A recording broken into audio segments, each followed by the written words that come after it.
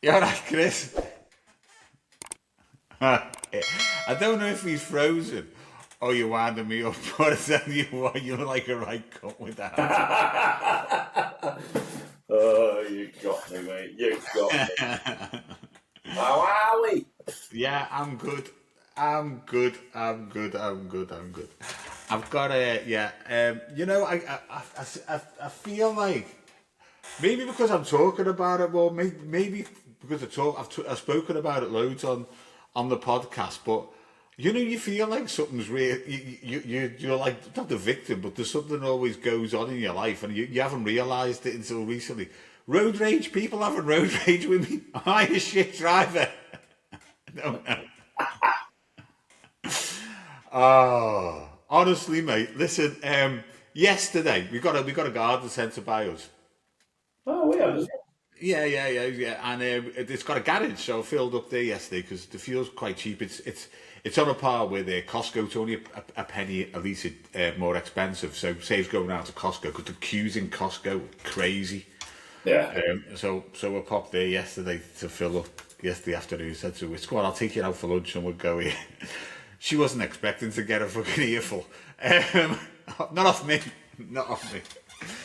So you have to come out to this place, and it's a pain in the arse. You have to go right down the garden centre. So I was cut through, and it's like a one way bit. It's a garden centre, you know what I mean? It's not a dual carriageway or anything. You're driving slow anyway. Liverpool, like, it's just. Yeah, well, it's not Liverpool. It's Cheshire. Maybe that's what it is. Oh, Anyway, sorry. I go down. Before I do a left. I go down a little bit. That's like a. It's got a. It's not like a one way. It's just got an arrow saying, just that way. Anyway, he's just about to do me left, and this guy, he's just like.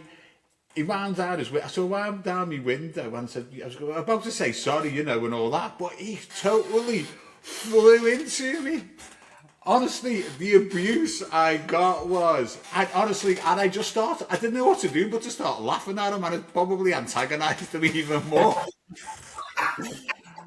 Yeah, I had my shades on and all that, and he's just giving it loads. You fucking this, you fucking that, you fucking cunt. And honestly, really bad. He was giving it to me loads. And he said, and I said, I just looked at him and laughing my head off, and I said, I don't give a shit. And he went, what? And I said, I don't give a shit. And he went fucking ballistic. I'm gonna rag you out that fucking. I think he saw the size of me. Gonna pull you out that fucking car and kick you all over this fucking car park. And then I said, go on then. And, and then he said, fuck off. Bearing in mind, he was bald. He was bald. And he said, I said, go on then. He said, fuck off, you baldy cunt. I love it when somebody who's quite clearly got the same problem gives you shit. Like someone turns around to me and calls me a fat bastard or Yeah. All right, You know what? I should have looking said. at you, they've got fucking thicker fucking glasses than you have. They look like they're looking through fucking milk bottles at you, and they're calling you a specky four-eyed twat. I mean, I would never call anyone a specky four-eyed twat. I used to do it all the time. You know what I mean? Like up until about 4 years ago when I got these bins. Oh man! But Honestly, you can see his blood vessels in his face all bulging. Honestly, the anger was unreal. Honestly, I was totally shocked, but I was amused by it because whatever I said, if I'd have said that you were Evertonian or whatever I'd have said, it would have just taken him to that next level. The funny thing about this, I can remember like years ago, somebody, I think it might have been my dad who said to me like, I've never been a fighter. Yeah, I'm not a fighter at all. But like, I remember my dad saying there's always somebody harder than you around the corner. And the funny thing about this is, I mean, the guy might have been some kind of third dan black belt in martial arts or something, but I've seen you fight. And I actually think that if I was ever in any trouble, I reckon you'd be the first person that I'd call because I know, I mean, we're a bit older now, aren't we? So it's not really something that would happen. But back in the day, if I ever needed anyone to help me out, it would have been you, 1,000,000%. Yeah. Remember when we were in that nightclub years ago, and I don't have a massive memory of it, but that guy was just fucking giving me grief all all night, and we ended up going outside. And he wanted to fight with me, and he ended up having it. And you just got fed up. We'd been like, "Fuck off, leave it. We don't want any bother" all night. And he ended up fighting with you. So I don't know if I've ever told you the end of this story. So like, you battered him, and he went off, and he nicked your tie. That was funny. I can remember you being like, "He's fucking nicked my tie. Where's the tie?" We'd come straight from work. But the funny bit about this is, I was walking home from work a few weeks later. And this guy came round the corner and started fucking shouting at me. And I kind of got a bit fucked off with it. And I just turned around and goes, "Just fuck off, mate. Do you know what I mean? I don't want any bother." So I'd basically, years and years ago, he'd broken up with his girlfriend and I copped off with her. And we were good mates. Wow. We were good mates before that. But he just wouldn't leave it alone. But the funny thing was, he said, "Oh, you've not got your giant mate with you to help you out today, have you, mate?" But this guy in the car, he doesn't know you, does he? He doesn't know. I mean, you could have just dragged him out of his car. What goes through people's heads? I know. It's bizarre. He was just. I think I mentioned it on the pod before. I mean, I don't really get wound up when I'm driving. I have a moan I do have a moan, but I don't get that wound up because you're only winding yourself up. Yeah. Everybody makes mistakes. Everybody does a little shortcut. I'm sure he does, I'm sure if he'll fucking come round that wrong way around that fucking car park at some point, but at the end of it, he says, "I'm going to phone the police on you." Go on, then. He's gone from gangster to grass in like... yeah. To super grass. It's like, it's mad, isn't it? He's gone from Don Corleone to fucking Henry Hill, hasn't he? Straight away, you know what I mean? It's mad. Oh, what a goober! Honestly, goober. Just the abuse he was giving me. And my wife's in the car, just like. Oh, your missus was in the car as well. She was in the passenger seat. Yeah. Kids were. I remember I used to be not mad road rage, but well, I suppose it was. I've wound down the window. People giving me road rage. And they've been on my inside, and she's been in the passenger seat, and I've wound down the window and gone, "What the fuck do you want? Shouting over there." So, but I've calmed down a lot. There's no need for it. There's no need for road rage. Come on, we all make mistakes. The road's there for everybody to enjoy. We're not perfect. Nobody's perfect. Don't get yourself wound up. No, it's one of those things. I think. I do get wound up. I don't do that. I wouldn't ever pull up to somebody and go, "Fucking get out of the car, I'm gonna fucking break you." Anything like that. I would never do anything like that. But like, what winds me up is, we've already had the cyclist debate, and I'll be like, "Yeah, fucking way, move, pedal, what are you? You got like pedal." You know what I mean? I'll be like that, but and like there was a car in front of me yesterday, and one thing that really winds me up, when that car in front of you is going that slow, that you end up stopping at a red light, and there's no need to be stopping at that red light. You could have gone straight through, and they get through, and you have to stop at the red light because they've been doddering old ball bag in front of you. That winds me up. But I wouldn't obviously they've gone, but I wouldn't chase somebody down for it and threaten them. That's stupid. But this guy's obviously, he obviously figured out. You know what? You don't know what type of day he had. He might have had a bad day, bad morning with his missus, or his boyfriend might have sucked on his cock too hard or something. I don't know. You know what I mean? I'm just imagining him getting home though, and he's like, "Yeah, please." Yeah. Yeah, I've just been to the garden centre. I've just bought some compost and some shrubs, and this baldy bastard went the wrong way round the garden centre car park. Can you please go and knock him up? Yeah. He said to me, the CCTV all over the place, and I said, I've got a dash cam, mate. I've just picked up everything that you've heard. You've been shouting at me. Yeah, imagine ringing up the police and the police come and arrest him for threatening behaviour. That'd be quite funny, wouldn't it? Yeah. Well, when people do this thing, they have to realise that, you know what I mean? And, but guys, remember, this isn't Liverpool. This isn't inner city Liverpool. This is Cheshire. This is the posh part of the world, and you've got road rage even there. You're not better than us. The guy was younger than me, and he's calling me a bald cunt, and I said, I've got no option, mate. But, I should have said, I've got no option, mate, but you choose to shave your hair. I'm giving serious consideration to going your way, mate, because it's just mental, isn't it? There's nothing wrong with your hair at all. I prefer the scruffy look than when you have it down, I've got to say. But yeah, I don't know. I think, like, going back to my road rage, I don't know if because you get it as often as I do, and I must have spoken about it about half a dozen times now since we've been doing the pod that I've had a bit of road rage. I had it with the taxi driver, didn't I? Who said I was a slow cunt. He said I was a blind cunt, and I was wearing glasses. So yeah, I am. And the other boy racer who was up my arse on a video. I think I'll be dead honest with you. I think when I go out in the car, I think I get some form of road rage every time I go out in the car. But it's very low level road rage. I'll have a little bit of a rant, then it's gone. No, but anybody having a go at you? Anybody having a go at you? Yesterday, it's a rubbish one compared with yours.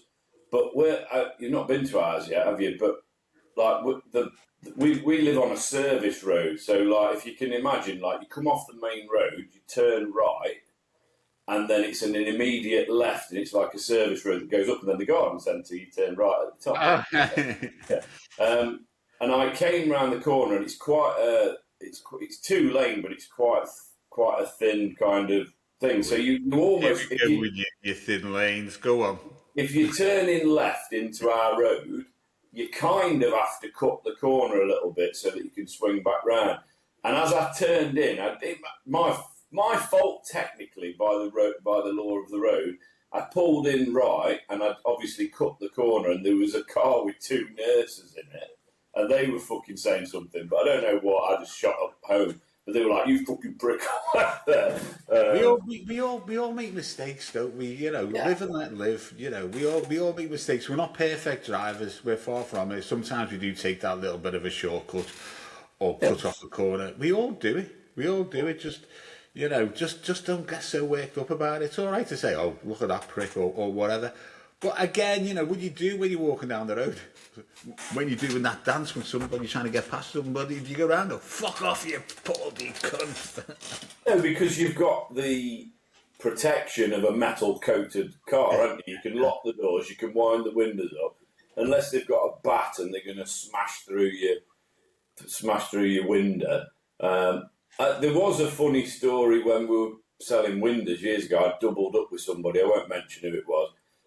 Was in his old shitty car, and he got road rage. He was like full on shouting at this fucking guy, and he got out of the car, and this guy got out of his car, and he'd got a fucking wheel brace in his hand, and he got straight back in the car, my mate did, and we were just about to shoot off, and this guy twatted the front of his car with his wheel brace. So that's the kind of thing that this guy who's shouting at you needs to be aware of. There are fucking people who are nutters out there. There's nutters out there, Yeah. There is, and in this day and age, there's nutters with guns, with knives. People carry weapons around this day and age. You've got to be so careful, haven't you? I think, like, I don't know if you get this, but like when you go out for a pint now, and you go in a pub, and I think when you go out on a Friday night, if you go into like a city pub or a bar or even like just a local pub now, we are kind of not the oldest in there, because you'll have a few old boys in there with the dominoes or whatever. But we are, I think most of these youngsters would look at us and go, well, I could take him, no problem. They look at our age and we've got a bit of grey and we're wearing glasses and we're a bit chubby or whatever, and they look at us and they go, I could take him. And the thing is, like, when you've got a few pints in you, you kind of think, when they've got a few pints in them, you kind of feel a bit like, feel a bit vulnerable here. You know, are they going to? Not that even if they did have a go, you might beat them. I don't know, but you do feel a little bit vulnerable, which makes me like think about the pensioners and stuff. How vulnerable they must feel when they, you know, if they go for a pint and there's a group of youths or whatever. I mean, the only thing is now most of these youths are just fucking like that, aren't they? Yeah, they're more interested in the food. A lot of them don't drink. Yeah, my daughter and son-in-law, they do drink. They go and have a beer, but they're not like what we were. You know, it's like you said about when you used to drive taxis or when we were selling windows, and all you were thinking was, "Have I made enough money today to go and get pissed now?"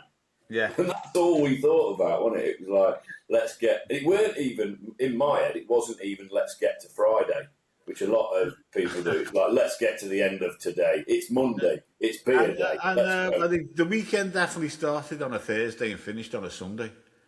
You know, I make a joke of it on stage, mate. My weekend used to start on a Monday. Yeah, I mean, definitely for me it was a Thursday. I mean, Sunday was all about Footy and it was all about getting up, heading over the pub for like Sunday dinner and a few beers, and then it'd be an early night on a Sunday. Like probably I'd just stay out till about 10. Yeah, that was it. early night after you've been out at 10. Oh, after being out all day from like midday. Yeah. Sunday dinner. I'm first in queue for Carvery and I'm not going home till 10. That's a steady one. yeah. You used to take it easy on a Sunday. Yeah,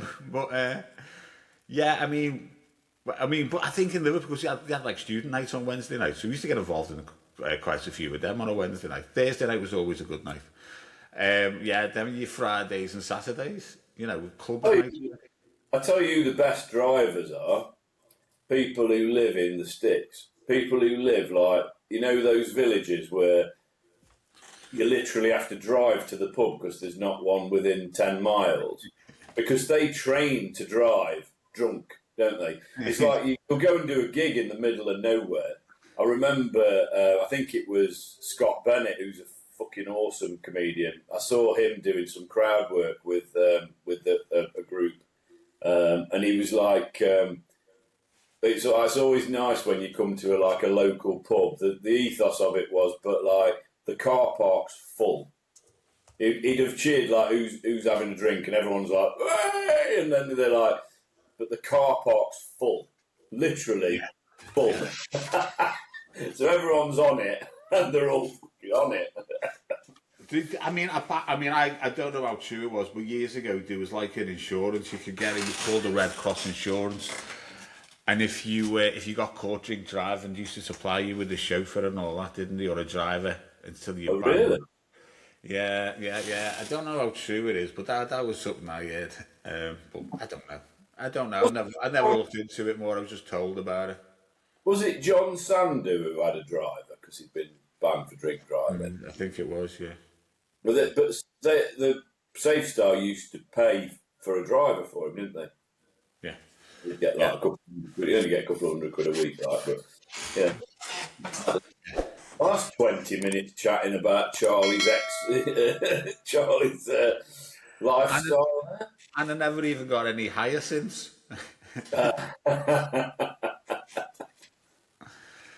So how's your dad?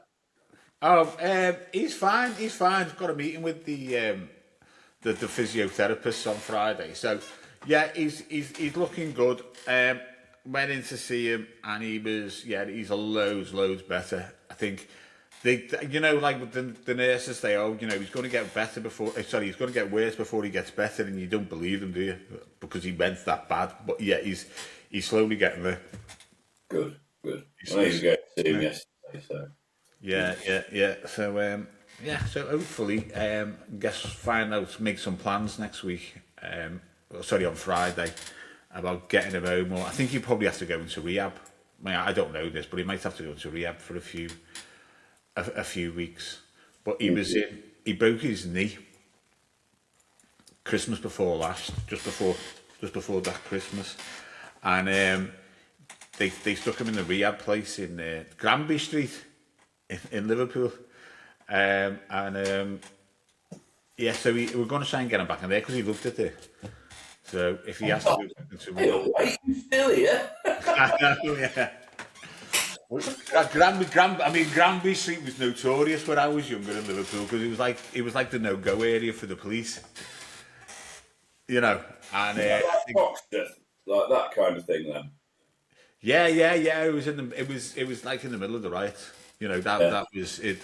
That was in the 80s riots, and it's like all your Afro Caribbean clubs around. There's like the Nigeria club and all that around there, and yeah, I think the last time I was in Granby before I went to see my dad, I think I went down to score some weed in my youth. You know what I mean?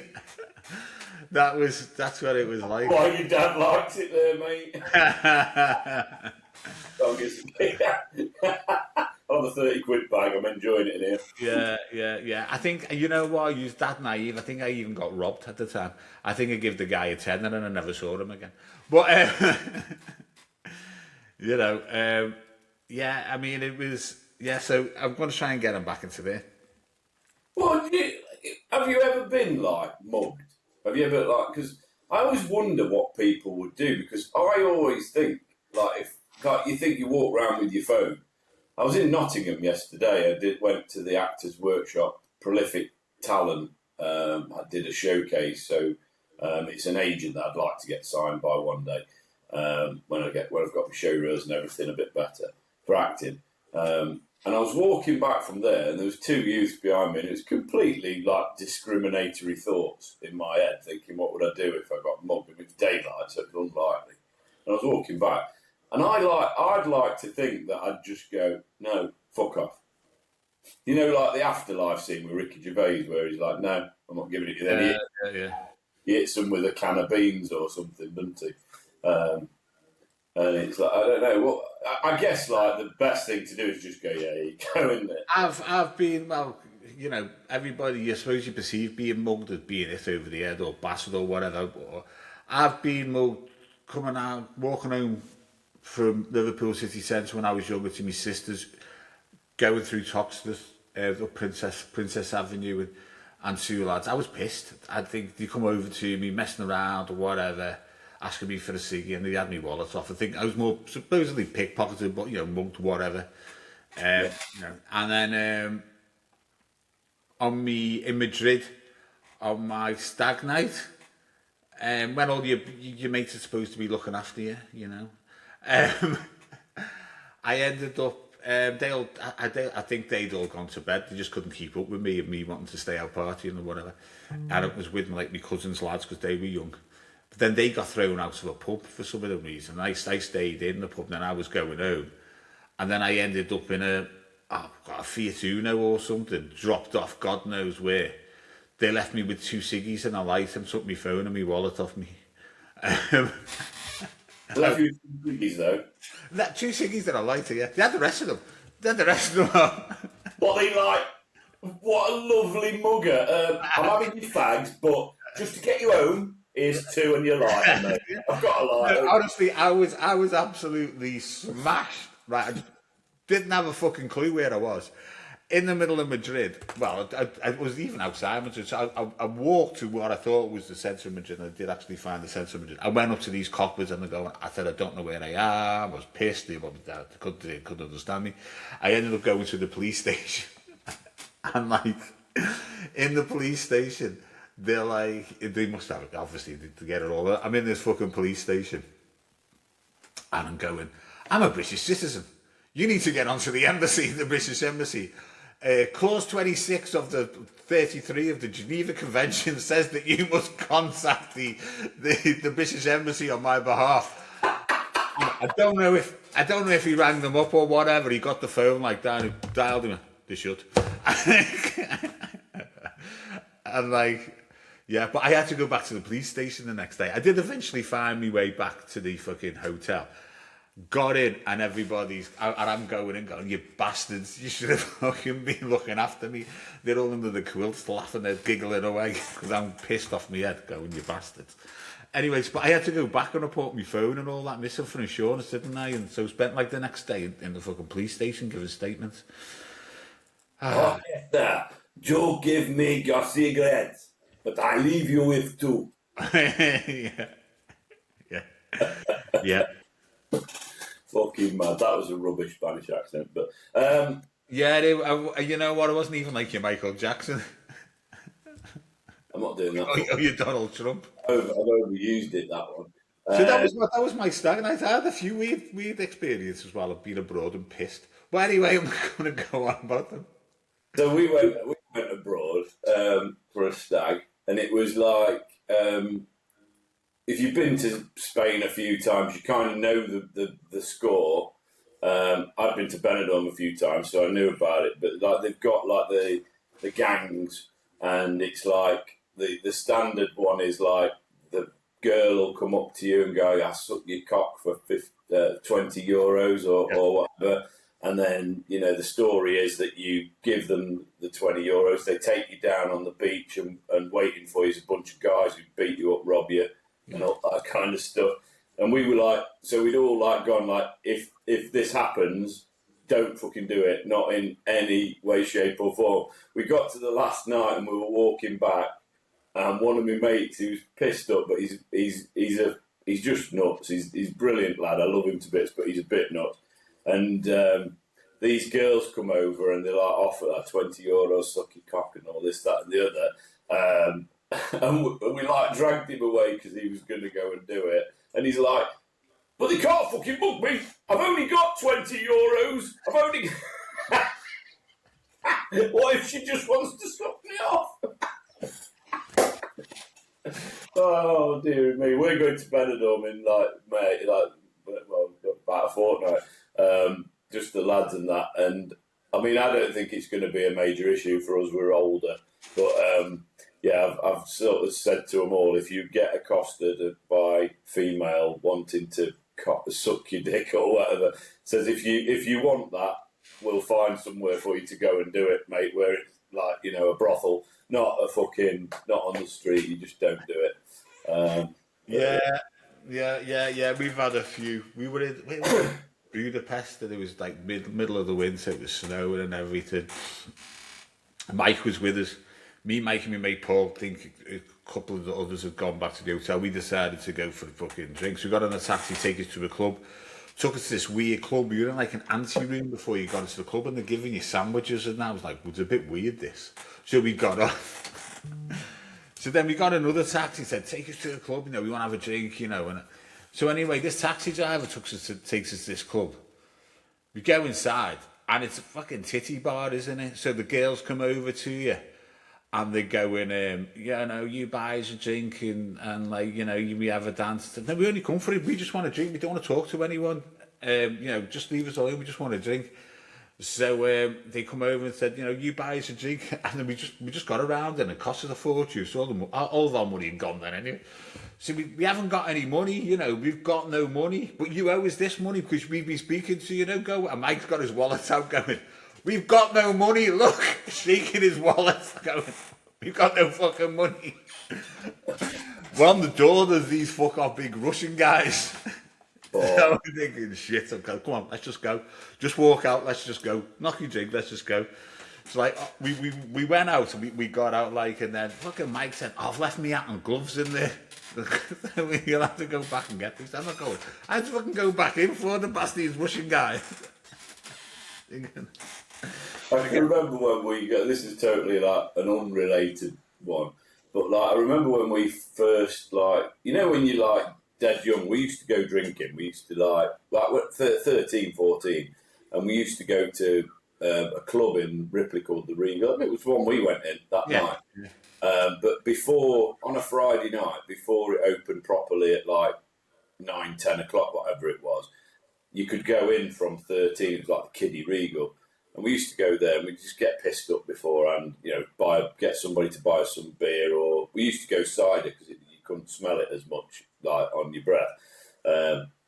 And then, but like when we got to like 15, we'd kind of graduated then onto not bothering with the club. We'd just go and hang about on the park like you did. But kids don't even, if kids are listening to this, you don't know what we're talking about.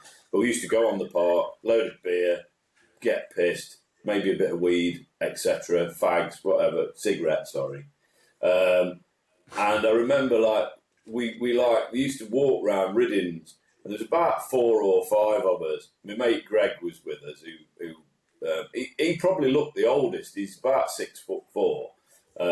He probably looked the oldest, but he turned. Like, we got to this pub and we thought, like, let's try and get served. We've got no ID, no fuck all. So me and my mate Cookie went in while Greg and Stu, who's a fucking nonce now, okay, they waited outside. So me and Cookie went in, and I just went up to the bar and went, 2 pints of bitter, please. And they just served us, just fucking served us. And the lads outside had said, if you get served, get us a lager each. We didn't. We thought, fuck you. So we walked out with our beers all dead happy. Lit a cigarette, and like, we sat there, they're like, where's that? And I don't know, go and get fucking. And they went in and they came back out with the beers and that. And that became our fucking Friday and Saturday for a couple of years, because we were obviously underage and we got other people to come down. They used to have a karaoke night and everything. But yeah, Greg was absolutely... In fact, I think Greg shat himself that much and he looked the oldest out of us. I think Stu went in first and got his and came out. And then Greg was still like, why have you got me one? Yeah, because I was the tallest. I was always 14, 15, you know. I always used to be sent to the bar. They'd always send me the bar or to the off license. Yeah. Siggy's, beer. It was me. Where's Charlie? Go and get Charlie. Charlie will go. Always. We used to have, there was a shop, but it was run by Fred, a bloke called Fred. We called the shop Fred's.